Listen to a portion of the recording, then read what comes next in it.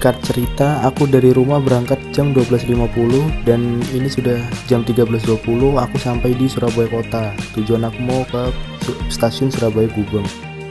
Dan ini udah jam 13.50, aku udah sampai di stasiun Surabaya Gubeng.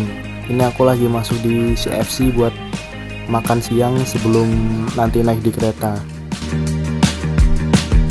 Setelah selesai makan dan berbincang santai dengan saudara sebelum akhirnya berpisah, kereta aku tiba pada jam 14.30 dan aku mulai check-in pada jam 14.35. Kereta aku berangkat pada jam 14.45 dari stasiun Surabaya Gubeng dan akan sampai di stasiun Kalistail pada jam 20.31 atau setengah 9 malam. Di sini aku naik ke Alogawa dengan kelas premium. Kereta ini memiliki baris kursi masing-masing 2 kursi pada setiap baris. Dan untuk kursi yang aku pesan di gerbong nomor 5 pada kursi 16A. Dan bisa dilihat ya, keretanya cukup ramai karena aku pulang pada tanggal 3 Januari. Biasanya orang-orang pulang liburan pada tanggal segitu juga, jadinya keretanya ramai.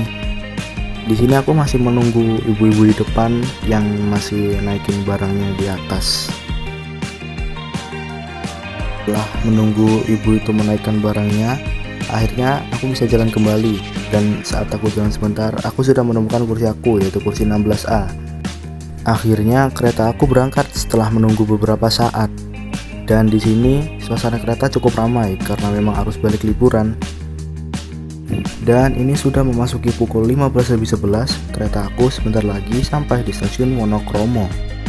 Dan pada pukul 15.27 atau hampir setengah 4, kereta aku berangkat dari stasiun Wonokromo menuju stasiun Sidoarjo. Selama dari Surabaya Gubeng menuju stasiun Sidoarjo dan seterusnya, cuacanya hujan deras. Singkat cerita lagi, pada pukul 16.51, aku sudah sampai di stasiun Probolinggo. Cuaca di sini sangat tidak cerah ya, mendung gelap, sepertinya akan datang hujan. Malam hari pun tiba, aku sudah sampai di stasiun Jember Kota pada pukul 18.54.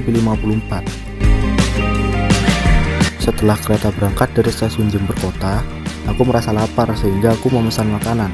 Makanan yang aku pesan adalah nasi goreng bakso. Di sini ada sendok, ada kerupuk, ada bakso, ada acar dan nasi gorengnya. Dan seperti inilah tampilannya. Oh ya, aku memesan nasi goreng ini seharga Rp39.000. Setelah aku makan dan akhirnya aku mengantuk, aku pun tertidur. Dan pukul 20.34, aku sudah sampai di stasiun Kalistail dan perjalanan pun selesai. Terima kasih telah menonton video perjalanan pulang aku dari Surabaya menuju Banyuwangi. Sampai jumpa di liburan berikutnya.